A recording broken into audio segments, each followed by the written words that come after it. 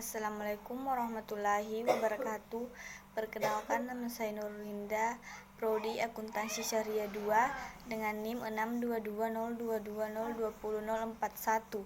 Baik, di sini saya akan memenuhi tugas final mata kuliah yaitu Ekonomi Mikro Islam, yang dimana saya akan memaparkan materi saya yaitu teori produksi dalam Islam.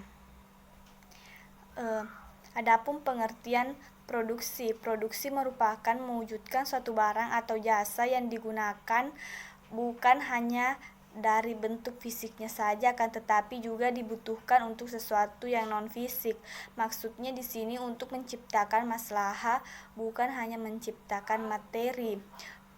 Produksi adalah menciptakan manfaat dan bukan menciptakan materi. Maksudnya adalah bahwa manusia mengelola materi itu untuk mencukupi berbagai kebutuhannya, sehingga materi itu mempunyai kemanfaatan. Selanjutnya yaitu adapun prinsip produksi dalam Islam. Yang pertama, seluruh kegiatan produksi harus terkait dengan tata moral nilai-nilai Islam. Kedua, kegiatan produksi harus memperhatikan aspek sosial dan kemasyarakatan. Ketiga, permasalahan ekonomi muncul bukan saja terjadinya kelangkaan, tetapi juga lebih kompleks. Selanjutnya, adapun faktor-faktor produksi dalam Islam. Yang pertama yaitu tanah atau alam. Alam adalah faktor produksi yang bersifat asli. Tanah dan segala zat yang dikandung di dalamnya maupun di permukaannya. Udara dan segala yang ada di angkasa adalah faktor produksi yang sangat penting. Alam juga merupakan faktor produksi alam, sebab dari alamlah kemudian segala jenis kegiatan produksi berlangsung.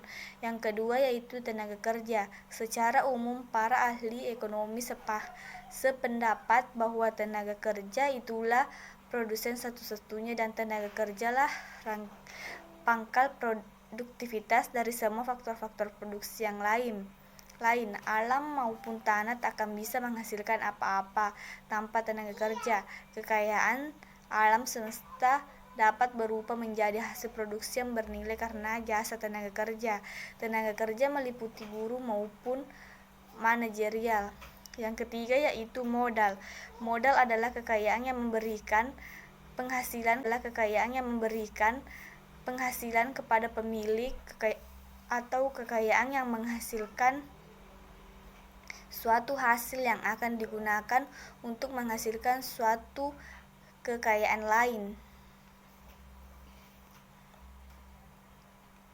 Selanjutnya yaitu adapun kaidah produksi dalam Islam.